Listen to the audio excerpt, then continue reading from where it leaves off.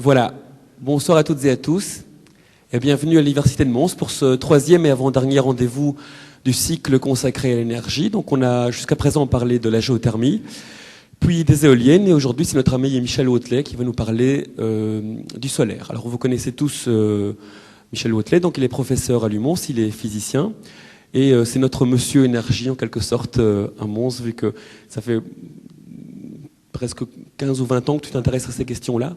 Donc il est un peu un précurseur dans le domaine. Donc tout récemment, il a encore présenté une belle exposition à la Maison Folie sur les transports du futur et tous les problèmes de l'après-pétrole, etc. Alors voilà, Michel, tu es chez toi, je te souhaite la bienvenue. Bonne soirée à toutes et à tous et à tout à l'heure.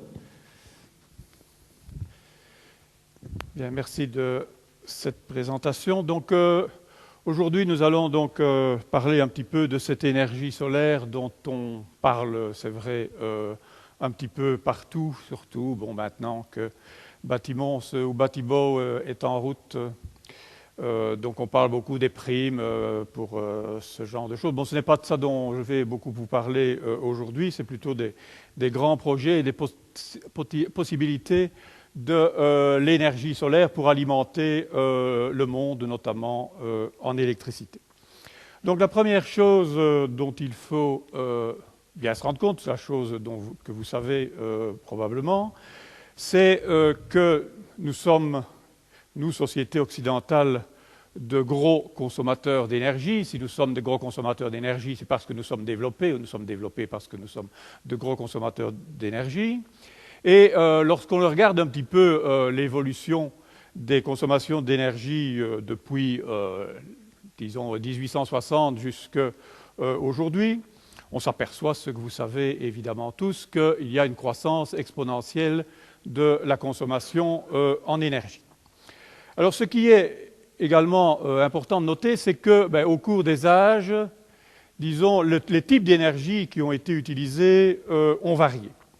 Si on regarde ce qui se passe depuis, disons, la nuit des temps jusqu'à la fin du XIXe siècle, on voit que la principale source d'énergie, c'était ce qu'on appelle autre, dont les combustibles traditionnels. Donc par autre, c'était notamment le bois, mais c'était également, dont on tient compte dans cette partie-là, c'est le travail des chevaux, des bœufs et le travail des esclaves, qui était pour une partie importante. Bon, ça c'était peut-être indécent d'en parler, mais c'est quelque chose qui était important à l'époque. Donc à partir de la fin des années du XIXe siècle, vous voyez qu'il y a le développement, l'utilisation de plus en plus importante du charbon. Et qui dit charbon, dit en fait une société qui est basée sur la chaleur, c'est la métallurgie, la sidérurgie, etc., comme tout le monde sait, qui a fait la richesse d'abord de nos régions. Ensuite, à partir de la fin de la Deuxième Guerre mondiale, on a vu se développer l'utilisation très importante du pétrole. Et avec l'utilisation importante du pétrole, c'est toute une nouvelle civilisation qui s'est développée. C'est une civilisation basée sur le transport et basée sur la chimie.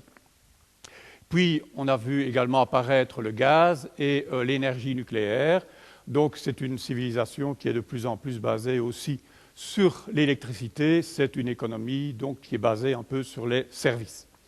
Donc, on voit que non seulement la consommation d'énergie de l'humanité s'est modifiée au cours du temps, mais également le type de civilisation, de société a varié. Donc, on peut déjà prévoir que demain, le type de société sera différent de ce qu'il est aujourd'hui. Bon, que sera-t-il? Ça, c'est une autre paire de manches. Alors, qu'en sera-t-il demain? On voit fleurir un peu partout ce genre de courbes, où on a donc l'évolution de l'énergie depuis 1900 jusqu'à 2100. Et ce sont des courbes qui sont ont quand même certains aspects un peu irréalistes, mais enfin, la tendance générale, c'est qu'un peu partout, on voit une baisse de l'utilisation du pétrole, du gaz, un accroissement du charbon, une part très irréaliste du nucléaire et donc tout ce qui est énergie renouvelable. Je dis tout de suite une part très irréaliste du nucléaire, parce que si on voulait arriver en 2100 à cette part du nucléaire dans l'approvisionnement énergétique mondial, il faudrait construire plus de 5000 centrales nucléaires, ce qui signifie, si vous faites un petit calcul, que vous en faites 5000 en 50 ans, ça vous en fait 100 par an, donc vous en ouvrez 2 toutes les semaines pendant 50 ans. Donc c'est quelque chose qui est totalement irréaliste. Donc on peut parler du nucléaire, mais le nucléaire, en général, est plutôt surestimé dans ce genre d'évaluation. Bon, donc, le problème que nous allons aborder aujourd'hui n'est pas celui-là, c'est plutôt celui des énergies renouvelables et plus spécifiquement du solaire. Alors la question, c'est est-ce que le solaire peut suffire à alimenter l'humanité? Il y aura une première réponse, c'est de vous dire que lorsque nous n'aurons plus de pétrole, nous n'aurons plus de gaz, nous n'aurons plus de charbon, nous n'aurons plus d'uranium, il ne nous restera que quoi? Peut-être la fusion nucléaire en partie, et pour le reste uniquement les énergies renouvelables. Donc de toute manière, que ce soit dans 100 ans ou dans 200 ans, il faudra que l'on se contente pratiquement de cette énergie solaire. Alors, est-ce possible et dans quelle mesure? Bon, bien entendu, l'énergie solaire, comme vous le savez, c'est quelque chose dont on parle depuis le début de l'humanité. Le soleil a toujours été un dieu pour les anciens, que ce soit en Égypte, en Grèce, les Incas, etc. Et également, tout le monde a en tête la fameuse expérience, entre guillemets, d'Archimède, qui aurait concentré des rayons solaires pour détruire des navires. C'est une légende tout à fait irréaliste. Les calculs montrent que c'est totalement impossible. Bon, ça n'empêche que ça un petit peu est dans tous les esprits. Bon, donc, tout le monde s'est un peu préoccupé au cours du temps du Soleil. Donc, les premiers à vouloir utiliser un four solaire, c'était Lavoisier qui a voulu fondre des métaux, donc fin du XVIIIe. Becquerel a découvert l'effet photoélectrique, etc. Bon, on pourrait avoir ici un exposé rien que sur l'histoire de l'énergie solaire. Alors, quel est le point de départ de ce qui nous intéresse aujourd'hui? C'est évidemment le Soleil. Donc, le Soleil agit un petit peu comme un corps noir, au niveau thermodynamique, bien entendu. Donc, c'est un corps à 6000 degrés ou 5700 degrés qui envoie donc du rayonnement électromagnétique partout dans l'espace. Et au niveau de la Terre, au-dessus de l'atmosphère, la puissance reçue est d'environ 1300 watts par mètre carré. Donc, si vous avez une surface qui est évidemment perpendiculaire à la distance Terre-Soleil. Donc, c'est ce qui arrive au-dessus de la Terre. C'est donc ce qu'on appelle aussi la constante solaire, de l'ordre de 1300 watts par mètre carré. Bien entendu, tout n'arrive pas sur Terre. Une partie est absorbée, une partie est réfléchie. Et grosso modo, ce qui arrive au sol sur toute la Terre, c'est à peu près de l'ordre donc de 1000 watts par mètre carré, encore une fois toujours pour une surface orientée perpendiculairement à la distance Terre-Soleil. 1000 watts par mètre carré. Soit dit en passant, si vous lisez les prospectus des marchands de panneaux solaires et de panneaux photovoltaïques, ils sont purement mensongers puisqu'ils vous disent tous qu'on peut obtenir avec des panneaux, de tels panneaux, des puissances de 1000 watts par mètre carré.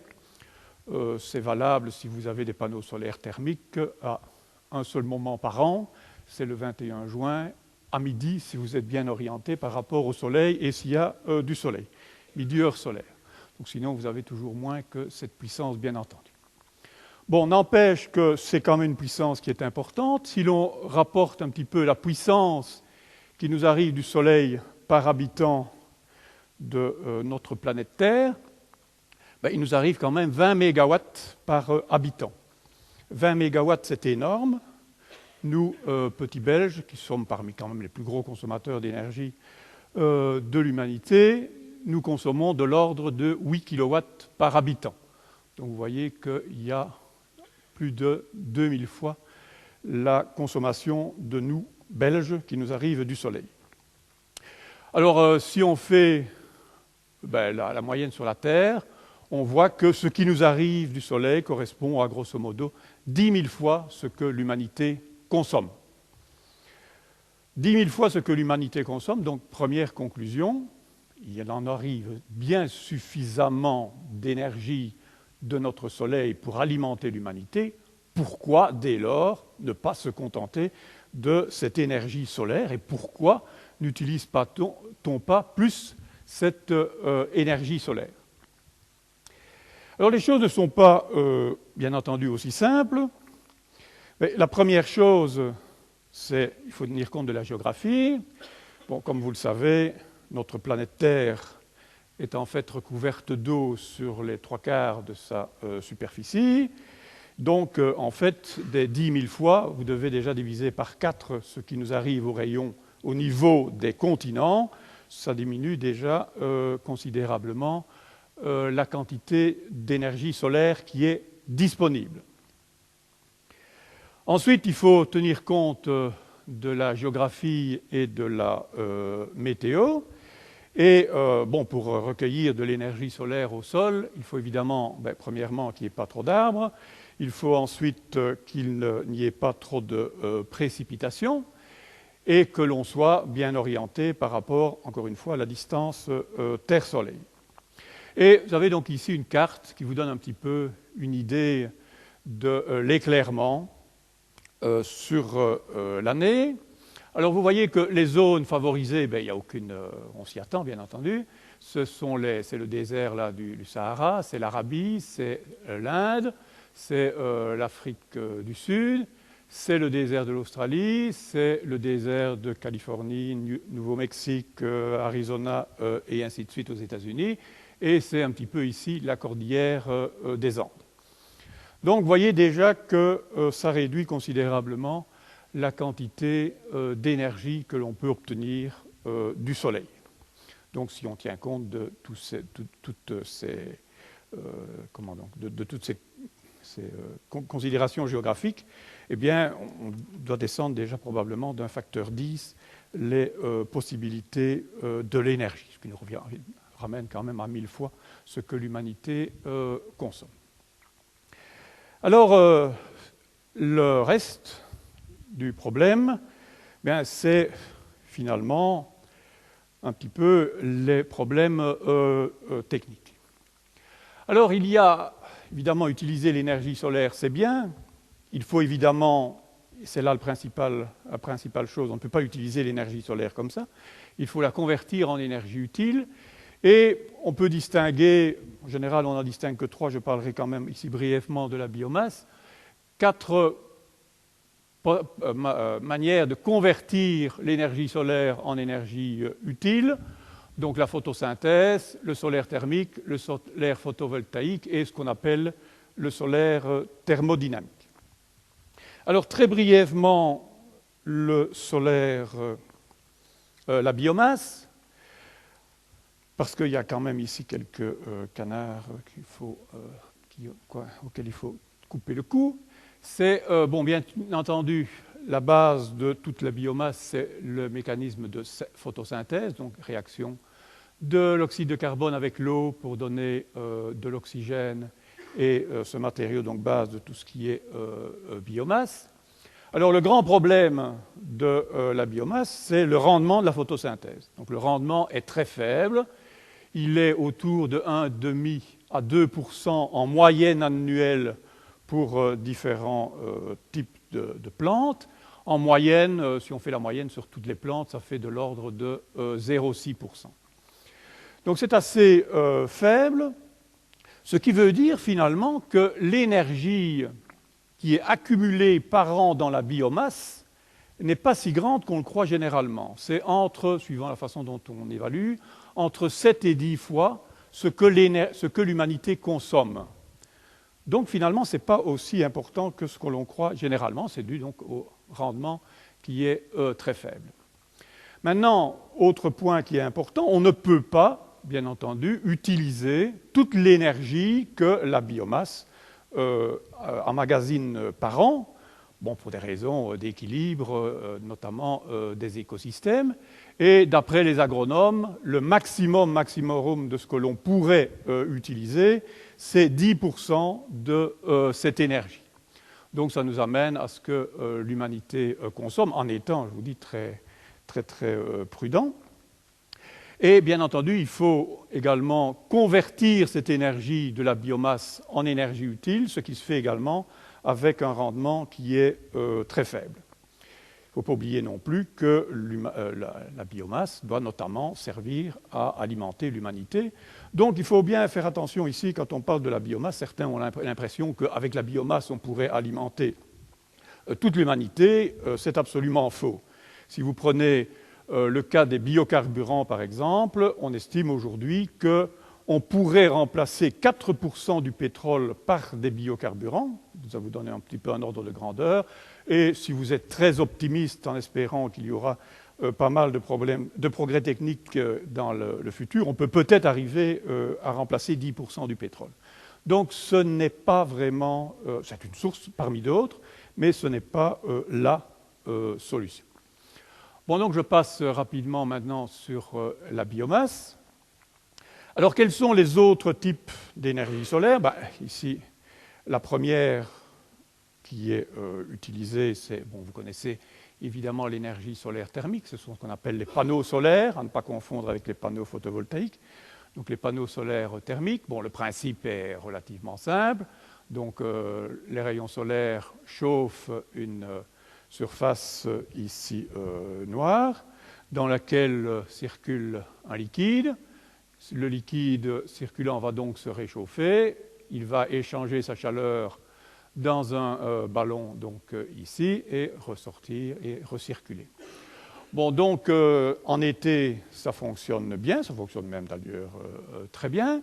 Et bien entendu, en hiver, il peut y avoir un certain nombre de problèmes et il faut bien entendu une chaudière d'appoint.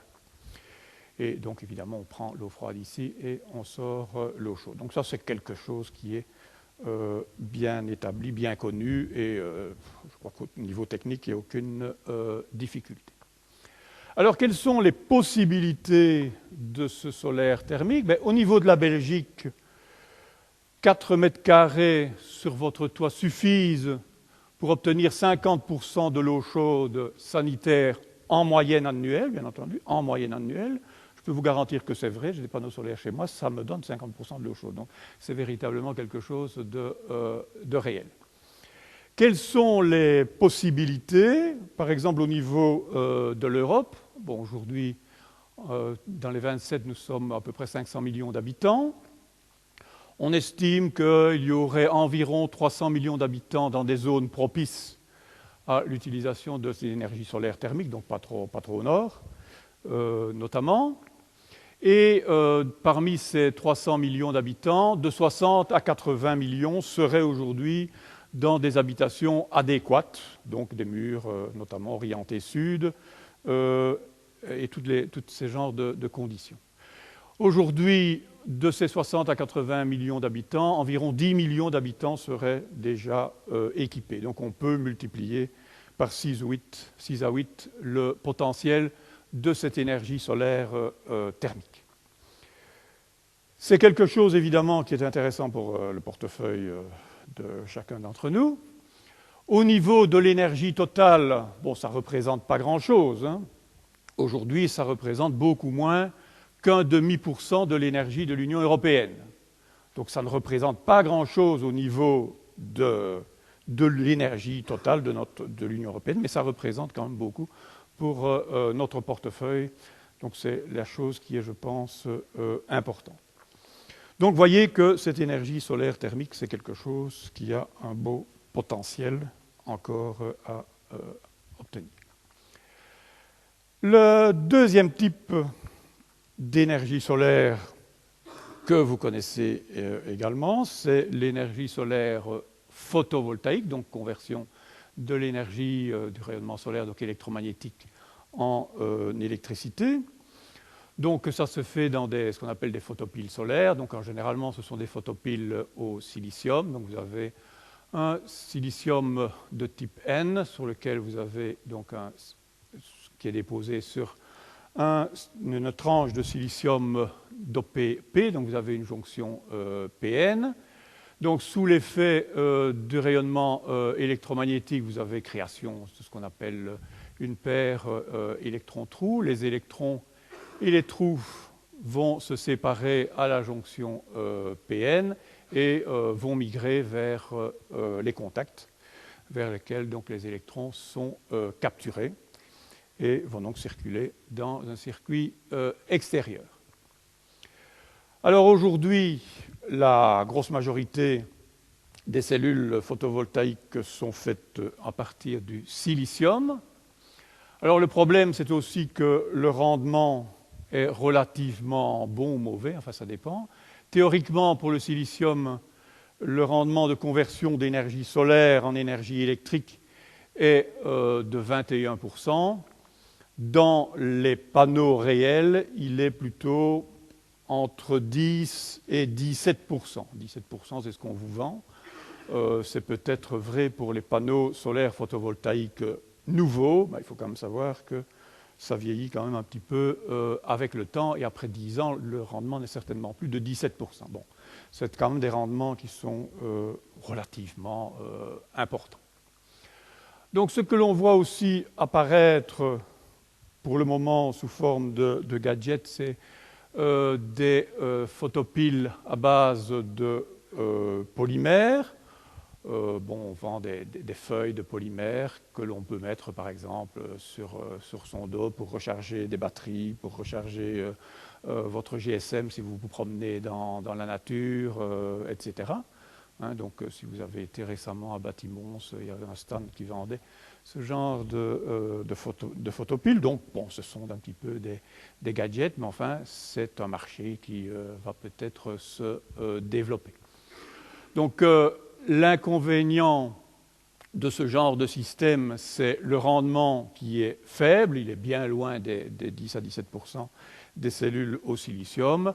L'avantage, c'est le prix, et c'est également que ce sont des cellules qui sont généralement flexibles et qui peuvent donc être transportées aisément. Donc c'est tout un marché qui est en train de se développer pour le moment. Quels sont les...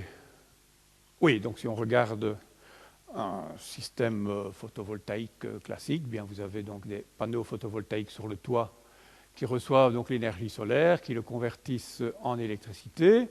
Bien entendu, c'est de l'électricité continue, du courant continu. Donc, si on veut le mettre sur le réseau, il faut un onduleur, donc qui le transforme en alternatif. Et il est renvoyé, donc ce courant alternatif est renvoyé sur un compteur et éventuellement renvoyé sur le réseau. Bon, il y a plusieurs différents systèmes de branchement sur le réseau, donc entre la maison et le réseau. Alors, quelles sont les possibilités de cette énergie solaire photovoltaïque? Quelles sont les réalisations? Bon, aujourd'hui, si vous considérez un rendement de 10% de vos panneaux photovoltaïques, pour obtenir en moyenne sur l'année, donc je dis en moyenne sur l'année, ça veut dire que je divise en fait tout simplement l'énergie reçue par année par le nombre de secondes qu'il y a dans une année. Donc pour obtenir une moyenne de 1 kW d'énergie électrique, il vous faut à peu près, chez nous, 40 mètres carrés de panneaux photovoltaïques. Donc vous voyez que par rapport au mètre carré de tantôt, pour avoir 1 kW, il vous faut 40 fois plus ici donc, de panneaux photovoltaïques. Donc avec des panneaux photovoltaïques, on ne sait en fait pas faire énormément de choses dans une maison. Si on voulait par exemple alimenter toute l'Union européenne en électricité uniquement par de tels panneaux photovoltaïques, il faudrait, bon, si on met les panneaux au niveau du Benelux, évidemment, c'est peut-être pas la meilleure solution, mais enfin, il faudrait couvrir à peu près tout le Benelux de panneaux photovoltaïques. Donc, il faudrait que la Belgique, la Hollande et le Luxembourg soient recouverts de panneaux photovoltaïques, en moyenne en plus sur l'année. Bon, je ne tiens pas compte ici de l'intermittence du soleil. Alors, c'est un secteur des panneaux photovoltaïques qui est en plein boom au niveau mondial. Bon, pour vous fixer les idées, fin 2007, il y avait l'équivalent d'un peu plus de 9 gigawatts installés. Bon, pour fixer les idées, 1 gigawatt, ça correspond grosso modo à la puissance d'un réacteur nucléaire moyen. Donc c'est à peu près ça. Donc vous avez au niveau mondial, vous voyez que c'est assez négligeable pour le moment. Mais vous voyez, fin 2009, il y avait 15 gigawatts, donc une augmentation quand même de l'ordre de 60% en 2 ans. Donc c'est un secteur qui est un véritable boom pour le moment. Alors, en plus de ces petites centrales, disons, personnelles ou sur des hangars ou des choses ainsi, des entrepôts, il y a quelques grandes centrales qui sont développées au niveau mondial. Donc, une grande au Portugal avec 350 000 panneaux solaires sur 114 hectares. Vous voyez, déjà, un des problèmes du solaire, ce sont les superficies importantes. Bon, il y a des projets à Chambéry, à La Réunion, à Perpignan et également en Floride. Donc c'est véritablement un secteur en plein boom aujourd'hui, mais qui ne représente pas encore grand-chose, donc 15 gigawatts, l'équivalent de 15 réacteurs nucléaires au niveau mondial, alors qu'il y en a déjà plus de 450 réacteurs nucléaires aujourd'hui, c'est relativement négligeable. Alors, ce qui est, oui, également au niveau terre, aujourd'hui, donc, c'est quantitativement faible, ce que je viens de vous dire. Bon, le principal désavantage, bien sûr, du photovoltaïque, c'est que c'est intermittent. Le principal problème, c'est aussi le coût de l'électricité. Bon, ça, c'est variable suivant l'endroit où on le met. Et ce qui a longtemps freiné le développement, une des raisons qui a longtemps freiné le développement du photovoltaïque, c'est l'énergie qu'il fallait pour fabriquer les panneaux photovoltaïques. Il y a 10 ou 15 ans d'ici, il fallait à peu près une bonne dizaine d'années de fonctionnement pour récupérer toute l'énergie qu'il avait fallu pour les fabriquer. C'est évidemment un des avantages. Aujourd'hui, on estime que de l'ordre de 3 ans de fonctionnement sous nos latitudes suffisent pour compenser l'énergie qu'il a fallu pour les fabriquer. C'est quand même un point dont il faut tenir compte. Donc ça diminue sensiblement. Bon, les avantages, c'est bien sûr la simplicité, c'est que ça peut fonctionner avec ou sans réseau.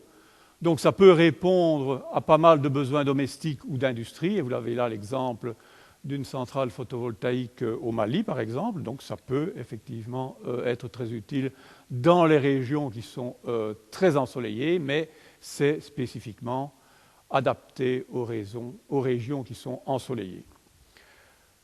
Combien pourra-t-on faire? On estime, c'est plutôt, à mon avis, c'est plutôt optimiste, mais enfin, que 20% de l'électricité mondiale en 2040 pourrait provenir de panneaux photovoltaïques. Bon, si on met les fonds, bien entendu, c'est toujours la même condition. Donc vous voyez, le photovoltaïque, c'est une solution, mais vous voyez, le grand problème, c'est notamment les superficies nécessaires. Alors maintenant, on voit se développer un autre type d'énergie solaire. C'est ce qu'on appelle l'énergie solaire thermodynamique, pour faire la distinction avec le thermique. Donc c'est une transformation de l'énergie solaire, donc rayonnée par le soleil, en chaleur, à température élevée, puis en énergie mécanique à travers un cycle thermodynamique.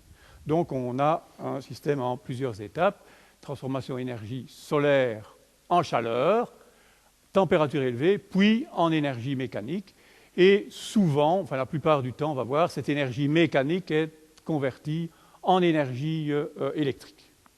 Donc ce sont des systèmes qui devraient permettre de produire également de l'électricité. Alors comment faire? Bon, en fait, il y a 4 grands types de technologies. Alors vous avez des technologies qu'on appelle avec concentration en un point, donc on a du rayonnement qui provient du soleil et qui est concentré en un point. Bon, donc là vous avez 2 types, je vais y revenir, les Stirling et les centrales solaires à concentration. Il y a également un autre type qui est une concentration en ligne, ce qu'on appelle parabolo-cylindrique ou cylindro-parabolique. Et il y a ensuite les tours ou cheminées solaires. Donc ce sont les 4 grands types qui sont beaucoup étudiés aujourd'hui. Alors quelles sont les possibilités? Bon, première, c'est l'énergie solaire, ce qu'on appelle Stirling. Ce sont donc des moteurs de type Stirling, bien connus depuis longtemps des fabricants, des thermodynamiciens sans doute. L'avantage, c'est qu'on estime qu'aujourd'hui, on pourrait... Donc, quel est le principe de fonctionnement? Bien, vous avez donc l'énergie qui arrive du Soleil, qui est réfléchie sur un héliostat, donc un miroir de forme parabolique, et l'énergie, bon, évidemment, ça tourne avec le Soleil, est envoyée sur un système ici qui est un moteur Stirling. Donc, attention aux échelles. Le rayon ici de l'héliostat, c'est de quelques mètres. Hein, c'est pas un petit truc que je peux porter vers moi. C'est quand même quelques mètres de rayon. Donc, c'est un système qui fonctionne bien. Apparemment, on est arrivé à des rendements qui sont proches du rendement de Carnot du moteur. Donc ici, bon, quand on tient compte de toutes les pertes d'énergie solaire, etc., donc on arrive à des rendements de l'ordre de la trentaine de pourcents, à comparer à la moitié pour les photovoltaïques. On travaille donc notamment, il y a un projet espagnol qui travaille avec donc des moteurs Stirling avec un gaz porté à 750 degrés. Donc les machines qui sont développées, c'est des machines, notamment des machines qui sont développées près de Séville en Australie. Des essais, en tout cas, ce seraient des machines de 25 kW. Donc c'est évidemment énorme.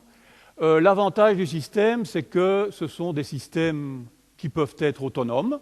Donc on peut en avoir un et le mettre quelque part, donc pour l'utiliser, je sais pas, directement comme pompe ou bon, toutes les utilisations que vous pourrez imaginer. Et on pourrait également les mettre bien en série ou en parallèle pour avoir des systèmes qui vont jusqu'à quelques dizaines de mégawatts. Donc c'est vraiment des systèmes en cours de développement et bon, qui sont apparemment assez prometteurs. Donc ça, c'est les plus simples, c'est enfin non, c'est peut-être pas les plus simples, c'est les premiers. Le deuxième type sur lequel je vais passer également, rapidement, c'est celui des tours ou des cheminées solaires. Alors, il y a eu plusieurs propositions au début du XXe siècle sur de telles tours, et la première réalisation a eu lieu en Espagne dans les années 80 à Manzanares. Bon, excusez l'accent, je n'ai pas l'accent très, très bon. Bon, alors quel est le système? Le système est très simple. Donc, en fait, on a de l'air qui est chauffé dans des vastes serres. Hein, donc, vous avez de vastes serres avec l'énergie solaire qui est incidente. Ben, vous avez un effet de serre, c'est vraiment le cas de le dire. Et donc, l'air est chauffé dans la serre et est poussé vers une tour. Et donc là, comme on a l'air chaud, comme vous savez, monte, bien l'air est poussé vers le haut et en circulant, donc vers le bas de la tour ou de la cheminée, vous avez des turbines qui produisent de l'électricité. Alors, ce sont des systèmes gigantesques. Le premier système donc, des années 80 qui avait été développé par un ingénieur allemand, donc Schleich, était construite en 81. Elle a fonctionné pendant 8 ans et puis elle a été arrêtée à cause du coût du kilowattheure. C'était encore beaucoup trop important, c'est de l'ordre de 5 à 10 fois le coût de l'électricité produite par le charbon à l'époque, donc c'était véritablement pas tellement rentable. Alors vous avez aussi une idée du gigantisme de l'affaire, puisque la tour faisait une hauteur de 194 mètres et fournissait une puissance de 50 kilowatts. Bon, alors on aurait pu croire que l'idée était abandonnée. Eh bien non. Il y a 2 projets pour le moment, donc un projet aussi en Espagne, mais le plus gigantesque, c'est le projet australien, donc c'est le projet de Buronga. Toutes les études sont faites et la construction devrait commencer début 2010, mais je ne sais pas si ça a commencé ou pas, je ne sais pas s'ils ont réussi à avoir l'argent pour le construire. Alors, c'est vraiment gigantesque. Hein, donc, vous auriez une tour de 990 mètres, hein, presque 1000 mètres de haut. c'est plus haut que la tour d'Abu Dhabi, hein, qui fait 800 mètres, je crois. Enfin, ça fait donc 990 mètres. Avec, donc la tour ferait 70 mètres de diamètre et les serres, donc, dans lesquelles l'air serait chauffé, ferait une superficie de 38 km² et demi. Un petit peu ce que ça signifie comme superficie. Donc c'est évidemment énorme. Avec l'air serait chauffé à 70 degrés, fournirait une puissance de 200 mégawatts. 200 mégawatts, ça fait le cinquième d'une centrale électrique, si vous voulez, 200 mégawatts, mais à un coût énorme, 400 millions d'euros pour cette centrale. Alors le problème, c'est que c'est très bien de chercher de l'argent, mais le problème, c'est que c'est non rentable. Hein. On sait que le coût du kilowattheure sera 5 fois celui donné par des centrales au charbon. Donc c'est pas encore rentable, mais bon, les promoteurs apparemment y croient. Il est vrai que d'ici quelques années, quand l'énergie sera à un coût beaucoup plus élevé, il n'est pas dit que ce système-là ne deviendra pas rentable. Bon, aujourd'hui, on en est là, donc je ne peux pas vous en dire plus, mais enfin, comme vous voyez, qu'il y a des projets gigantesques. Il y en a donc, je vous ai dit, un autre projet en Espagne et également un projet d'une tour un peu plus petite là, en Savoie. Donc, ce sont des idées assez simples, comme vous voyez. Au niveau de la réalisation, c'est une autre paire de manches.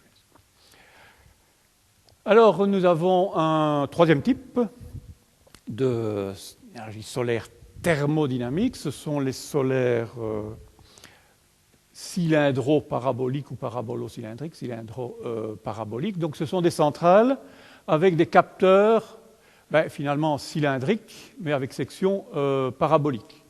Donc le rayonnement solaire arrive sur une parabole, donc comme vous savez, s'il arrive parallèlement aux paraboles, il est focalisé au foyer de la parabole, et au foyer de la parabole, vous avez un système dans lequel circule un fluide que vous chauffez.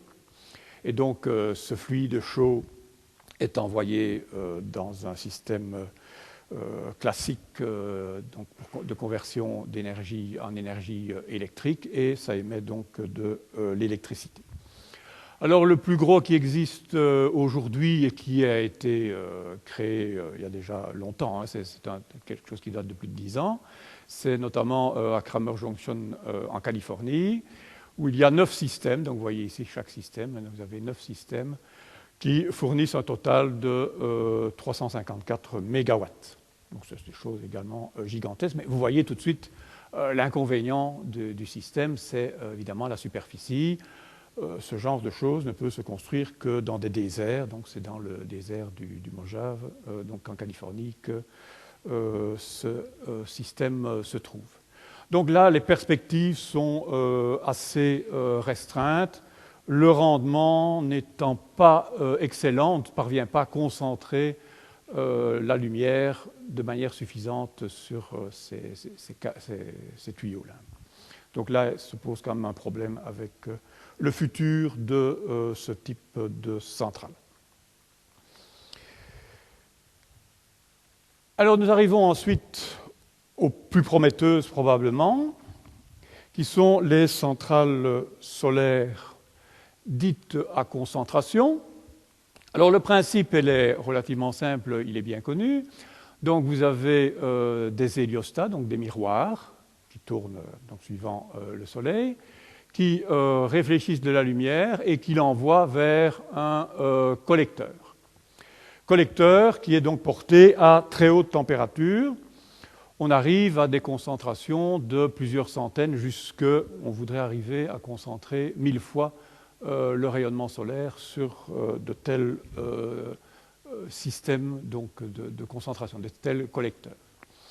Alors, dans ce collecteur, dans ce système, bien, circule un sel fondu, généralement un sel fondu, qui est donc réchauffé, renvoyé vers un tank, et il est ensuite, ce sel fondu à haute température, est ensuite renvoyé dans un système d'échange de chaleur, comme dans une centrale thermique ou nucléaire classique. Donc pour faire chauffer de l'eau qui va s'évaporer, la vapeur va faire tourner des turbines qui vont fournir de l'électricité. Et ensuite, tout ça va être refroidi. Donc dans le système primaire, le sel fondu refroidi va se retrouver dans un deuxième tank avant d'être réinjecté dans le collecteur. Donc ça, c'est un système qui a déjà été testé depuis déjà un certain temps. Donc il y a une variante qui est bien connue, je suppose, de tout le monde, qui est la centrale de Font-Romeu dans les Pyrénées, qui fonctionne sur le même système, sauf qu'ici, donc, les héliostats envoient la lumière vers un miroir parabolique et donc qui renvoie la lumière directement vers le collecteur. Donc ça, c'est connu depuis déjà un certain nombre d'années. Alors, il y a plusieurs projets en voie de réalisation, notamment, bon, il y en a plusieurs aux États-Unis, et notamment un en Europe, près de Séville. Donc vous avez un système d'héliostat qui envoie la lumière solaire vers, où est-ce qu'il est lui je ne le vois pas ici. Ah oui, voilà, vers une tour sur laquelle, au sommet de laquelle se trouve donc le collecteur, et vous avez donc tout le système de stockage de sel fondu et électrique là en dessous. Donc ça a démarré il y a déjà quelques années. Actuellement, une partie est en service et normalement, en 2013, la centrale devrait fournir de l'ordre de 300 mégawatts. Donc, de nombreux systèmes sont donc en cours de développement au niveau mondial. Bon, comme vous voyez, il y en a évidemment aux États-Unis, en Californie, au Nouveau-Mexique, etc. Il y en a en Europe, c'est principalement au niveau de l'Espagne qu'il y a donc des essais. Celui que je vous ai montré, c'était à Séville, donc en Espagne. Il y a également des projets en Arizona, à Abu Dhabi, et également au Maroc et dans d'autres régions du monde. Donc c'est quelque chose qui est en cours véritablement de fort développement au niveau industriel. Donc l'Union européenne est intéressée et il n'y a pas que l'Union européenne qui est intéressée.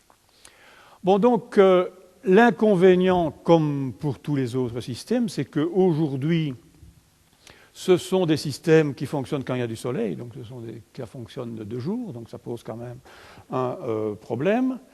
L'idée serait quand même, dans la mesure du possible, de faire fonctionner ça toute la journée et même la nuit, hein, puisqu'on a en fait des réservoirs dans lesquels on pourrait stocker le sel fondu, donc même lorsqu'il n'y a plus de soleil, si le réservoir est suffisamment important, le sel fondu reste à température suffisante.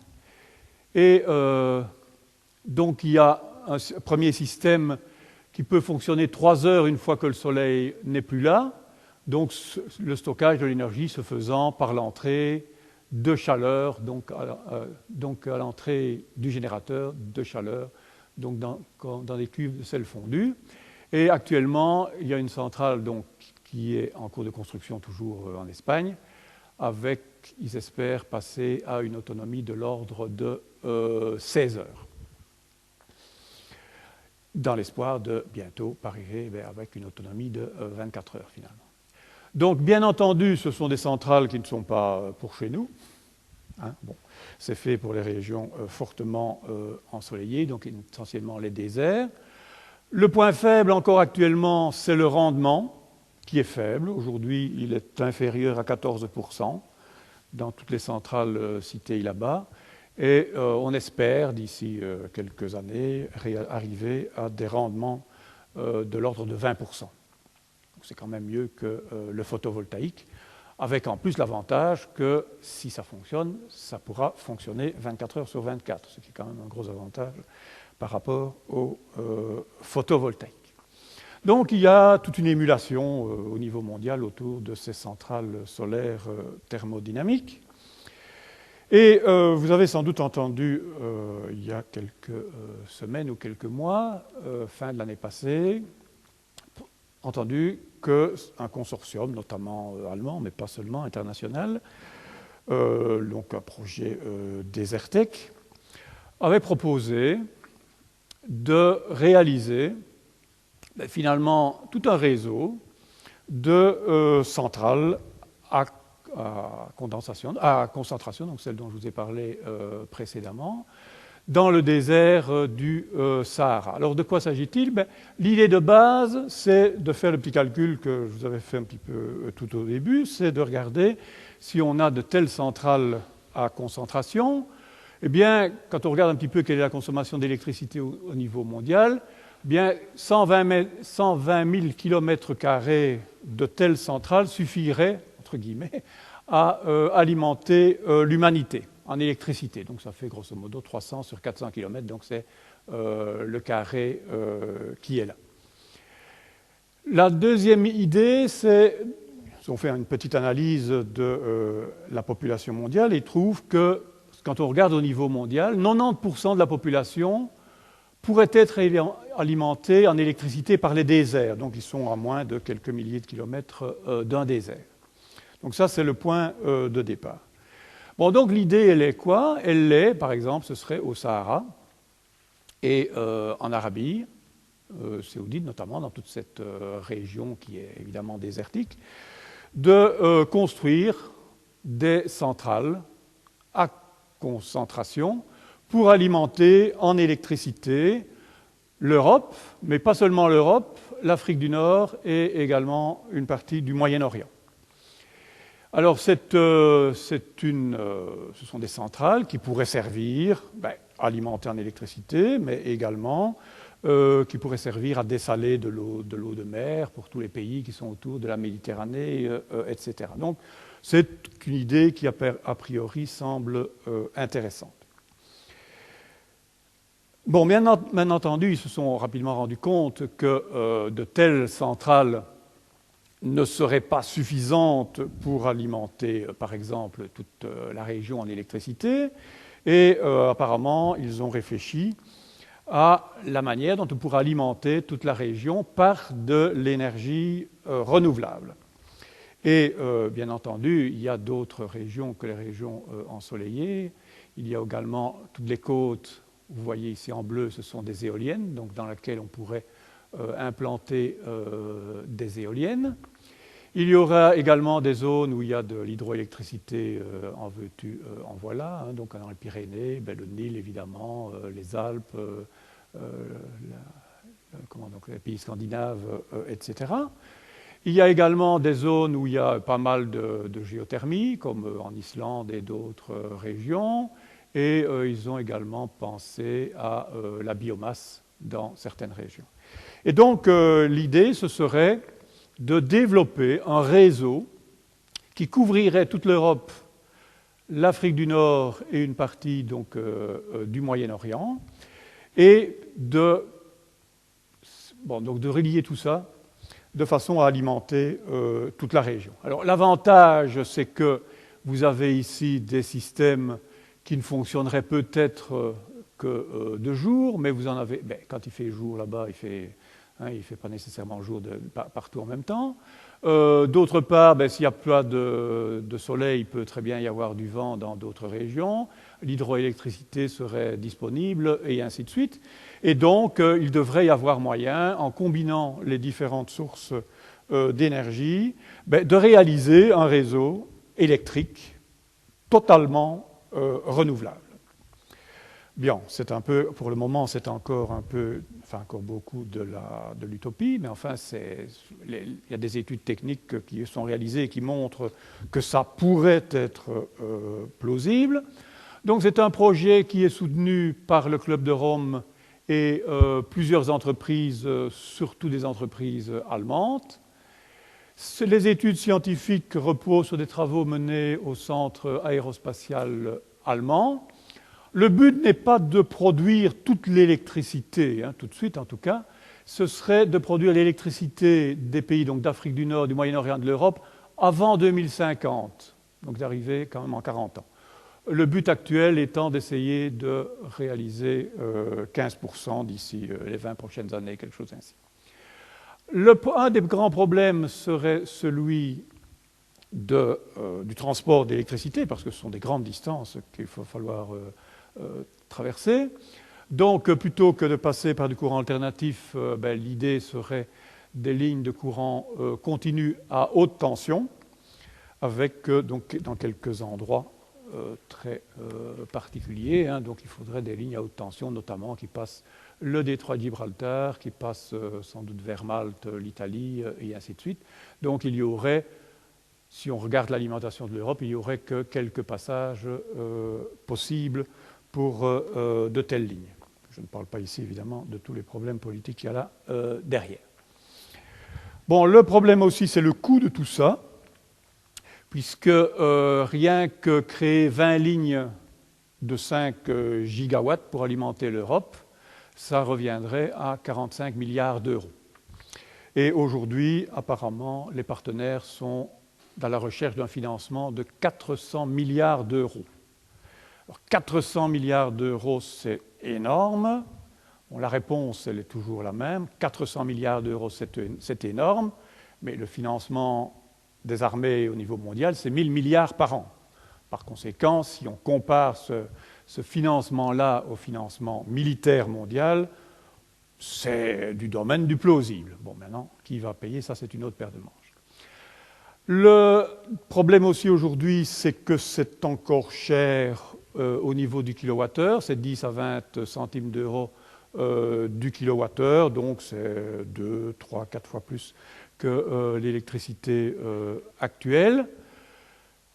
Bon, bien entendu, c'est basé sur des études sur la construction de centrales qui ne sont pas encore bien établies, donc il y a quand même pas mal de production en série à faire, et on espérait évidemment baisser le coût de la production lorsque l'on arriverait aux séries.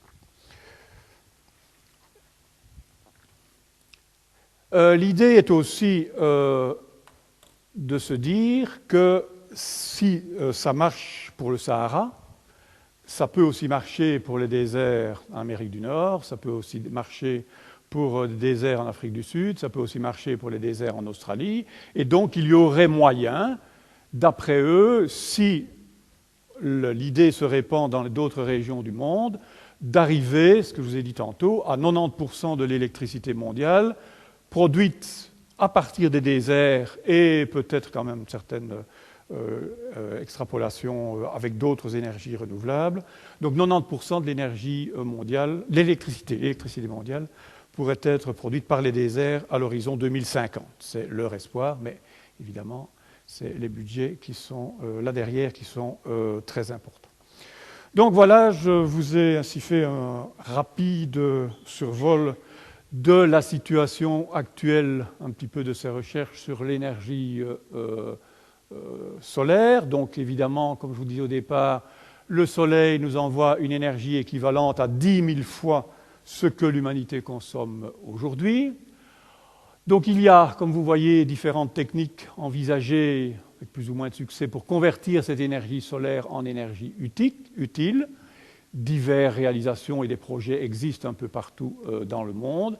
Bon, les principaux obstacles, c'est évidemment le rendement de conversion faible, c'est tout autour de 10, 20%, 30% pour les Stirling, mais enfin c'est très particulier.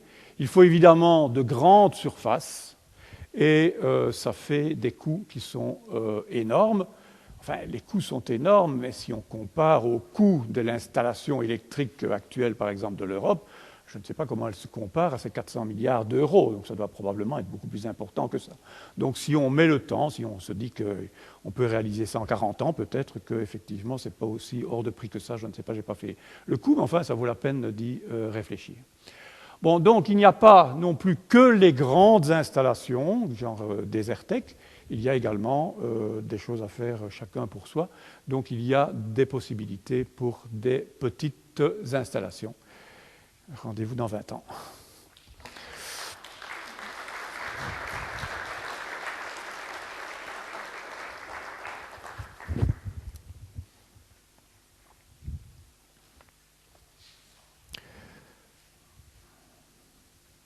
Voilà, on passe à la séance de questions qui commence, qui se lance.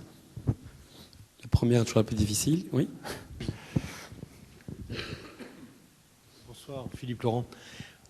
Aujourd'hui, au niveau du verre, il y a une évolution assez importante et le grand patron d'AGC... Du verre, oui, le verre, oui. Du verre, oui, avec... Ouais. Et le grand patron d'AGC dit que 50% des produits, on ne connaît pas encore 50% des produits qui vont sortir pour les 10 prochaines années. Et je pense que la combinaison du verre avec des parois très minces, très fines, est aussi, je dirais, source d'énergie électrique importante. Par quel type de conversion? Ah oui, toujours en photovoltaïque. Hein. Oui, il y a des possibilités exactement, donc les cellules, genre les systèmes Grätzel, etc. Il y a effectivement d'autres... Ici, je vous ai donné les principales possibilités, mais il y a également, c'est vrai, des possibilités plus locales, donc de revêtir les buildings, par exemple, par du solaire, dans laquelle il y aura une petite partie de conversion de solaire en énergie photovoltaïque qui permettrait évidemment également des économies d'énergie, c'est évident. Mais avec ça, les rendements, première remarque, c'est que le rendement de tel verre est nécessairement inférieur à celui du silicium, puisque c'est des verres, normalement ils doivent être transparents, ils doivent laisser passer la lumière. Donc la partie d'énergie solaire qui est absorbée, oui je dis bien, dans ces verres est moindre que dans le cas du silicium. Mais donc, ce sont évidemment des possibilités de faire aussi des économies d'énergie. Ici, je n'ai pas parlé des économies d'énergie, j'ai parlé de la production d'énergie. Oui, mais c'est vrai qu'il y a des possibilités d'économie d'énergie, c'est vrai dans le verre notamment. Oui. Merci. Oui, c'est exact. Une autre question? Oui. Merci. La question est la question d'un particulier. J'aimerais savoir comment chez vous, vous avez réglé votre problème d'énergie. Pour moi, je n'ai qu'un panneau solaire thermique. Je ne sais pas, le panneau solaire thermodynamique. Photovoltaïque. Hein. Uniquement thermique chez vous? Uniquement thermique, oui. Alors, c'est toujours le gros problème au niveau est-ce qu'il faut mettre du photovoltaïque ou est-ce qu'il ne faut pas mettre du photovoltaïque? Qu'est-ce qui vaut mieux? Je ne saurais pas vous dire parce qu'il faut faire des calculs de rentabilité. Si vous n'avez que des petites surfaces, je pense que au niveau énergétique pur, parce que je n'ai pas fait le calcul de rendement financier, mais au niveau énergétique pur, il est évident que c'est le panneau solaire thermique qui est avantageux sur le photovoltaïque, à surface égale. 10% dans un cas, pratiquement 100% de l'autre. Donc il y a un facteur, allez, mettons 5-6 entre les deux en faveur du panneau photovoltaïque. Donc vous économiserez plus d'énergie par du panneau solaire thermique que par du panneau solaire photovoltaïque, de même superficie, je précise. Pour le reste, au niveau du rendement, je ne sais pas au niveau comment on peut dire au niveau du rendement financier, ça va dépendre très fort des primes qui sont offertes par la région Wallonie. Parce qu'au niveau du solaire thermique pour le chauffage de l'eau chaude, le sanitaire, ben là ça me paraît évident depuis longtemps de la nécessité d'utiliser ce système-là, parce qu'on a besoin d'eau chaude du 1er janvier au 31 décembre. Exactement. Par contre, au niveau du chauffage habitation, la question que je me pose, est-ce que j'imagine de couvrir la toiture de panneaux photovoltaïques, ce qui me permet de remettre l'entièreté du courant produit sur le réseau et de le consommer à l'hiver quand j'en ai besoin. Tandis que le thermique, ça me pose un problème. Je coupe le chauffage début du mois d'avril jusqu'au mois de septembre. Je n'ai pas de piscine à chauffer. Et qu'est-ce que je fais avec cette énergie? Je ne sais rien en faire. Exact. Alors, voilà un peu le dilemme, quoi. Oui, le dilemme va dépendre un petit peu, je dois dire, des primes et de l'orientation de votre toiture, de votre maison. Là, je ne peux pas répondre exactement. Une autre possibilité que j'envisage, c'est les panneaux photovoltaïques pour remettre le courant sur le réseau et ensuite de pouvoir le consommer d'une meilleure façon en utilisant une pompe à chaleur. Oui. Enfin, là, je ne suis pas spécialiste, mais c'est vrai que les possibilités sont... Parce qu'on reste coincé sur le stockage de l'énergie solaire, quoi. Oui. Oui, c'est ça, c'est le problème. Une autre question?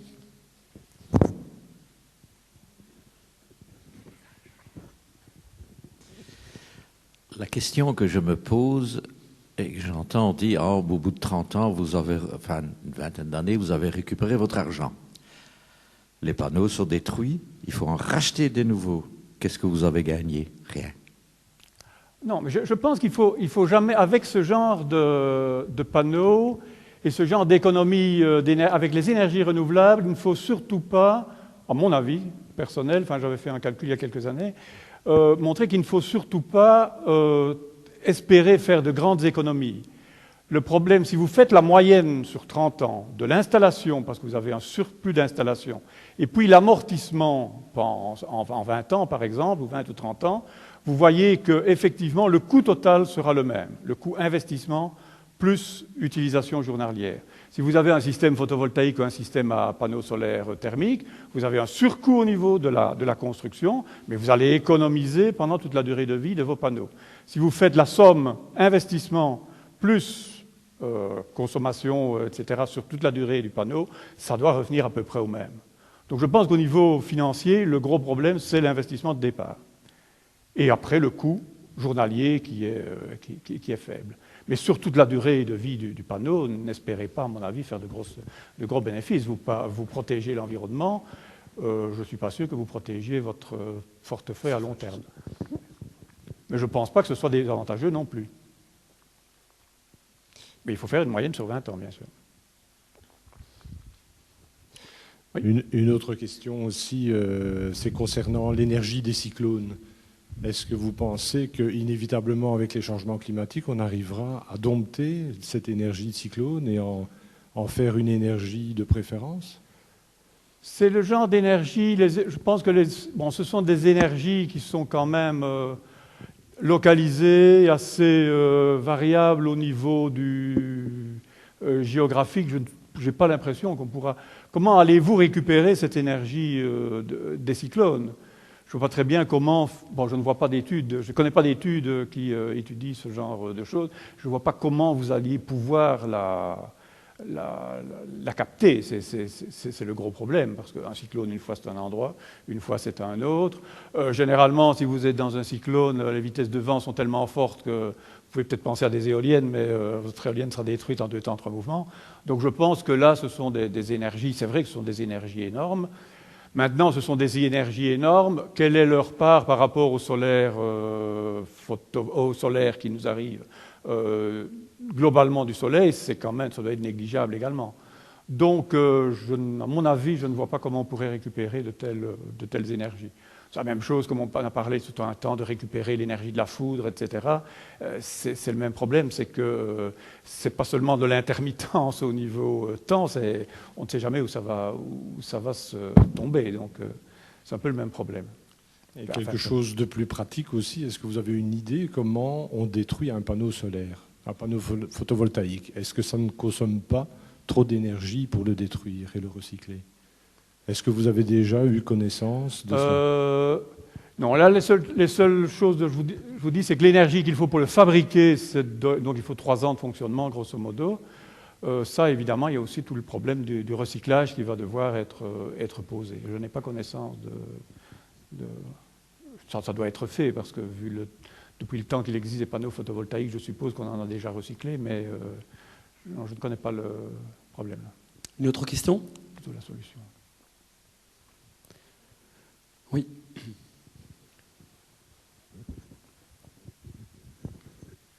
Donc je comprends bien, un panneau photovoltaïque, il s'appauvrit avec le temps. Donc ça veut dire qu'à la fin de sa vie, je veux dire, le panneau n'est plus utilisable. Enfin, je veux dire, là, il n'y a pas peu de matière à récupérer. Mais la matière est toujours là. Le problème, c'est que le panneau vieillit avec le temps. Le rendement diminue avec le temps. Les rendements que l'on vous donne, c'est des rendements de panneaux neufs. Mais quelques années après, vous avez des effets, des défauts, etc., dans les cristallins, etc. Enfin bon, c'est un peu de la métallurgie, disons, sous soleil.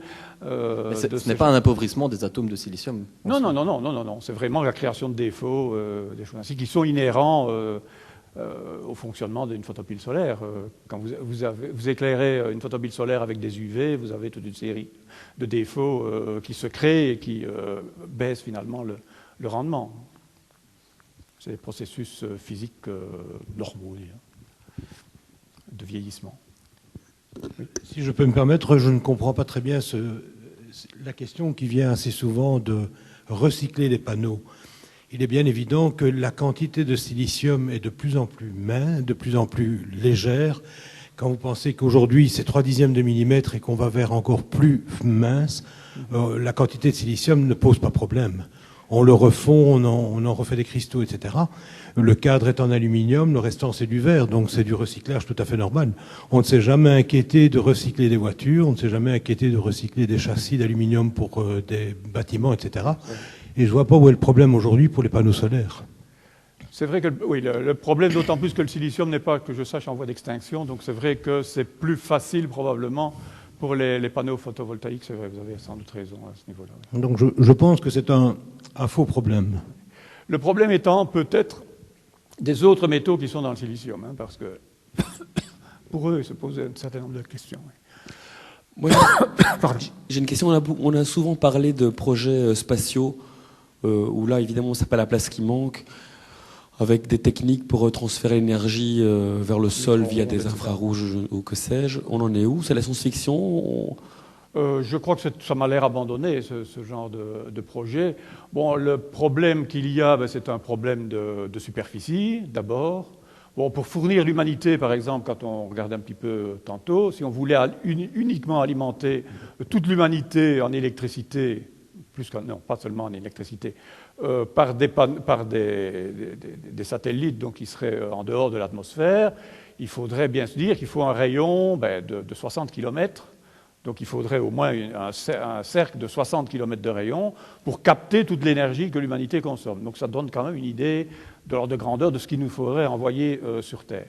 Et ensuite, le problème, il est de comment vas-tu transférer l'énergie de là-haut vers la Terre. Par des micro-ondes, 60 km de rayon de micro-ondes, je ne sais pas, mais t'es rôti parce que t'es là en dessous, quoi. Donc c'est le genre de choses qui, à mon avis, il y a tellement de problèmes purement pratiques là en dessous que c'est assez utopique, à mon avis. Mais moi, tout ce qui est dans l'espace, j'y crois pas tellement. Enfin, pas ce qui est dans l'espace, tout ce qui est ce genre de solution, je n'y crois pas tellement. Okay. Une autre question? Oui. Est-ce qu'il existe plusieurs critères de qualité pour la composition des panneaux, surtout des siliciums? Je pense par exemple aux applications militaires. Est-ce qu'on retrouve ces applications dans nos petits panneaux domestiques, ou bien est-ce qu'il y a vraiment une grande différence entre le haut de gamme et le bas de gamme, quoi? À mon avis, il ne doit pas y avoir énormément de grandes différences. Quand on voit un petit peu la physique de la fin, il ne doit pas y avoir énormément de différence sur la qualité des panneaux. Je ne pense pas.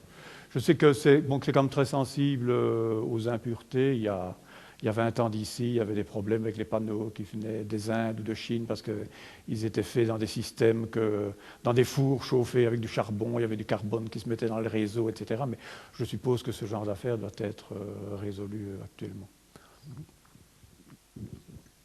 Dernière intervention? Bien, alors on va remercier notre ami Michel. Merci beaucoup.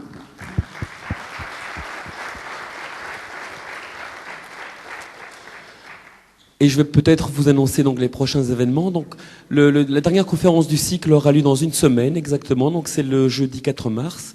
C'est Fabrice Louche, qui est un physicien en fait sorti de l'université de Mons, qui aujourd'hui travaille à l'école royale militaire et qui travaille à la fusion thermonucléaire. Donc, il viendra nous parler de ce sujet aussi très intéressant dont on parle pas souvent. Donc, on fera le point sur tout ça. Donc, ça, c'est jeudi prochain.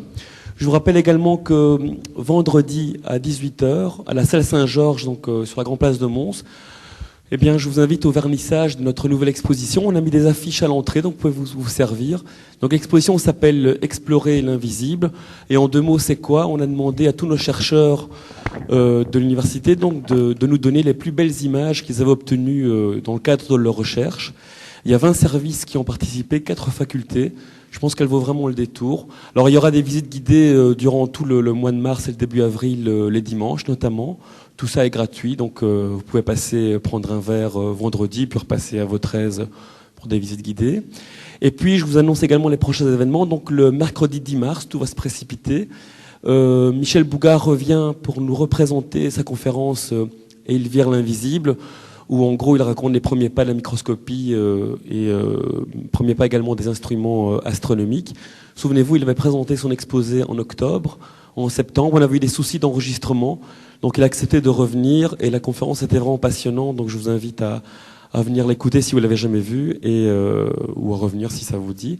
Et puis le printemps des sciences qui arrive fin mars avec un café des sciences sur les cellules souches programmé le 24. Bon, évidemment, on va vous reparler de tout ça par le biais d'Internet. Bonne soirée et merci Michel pour ta conférence. À bientôt.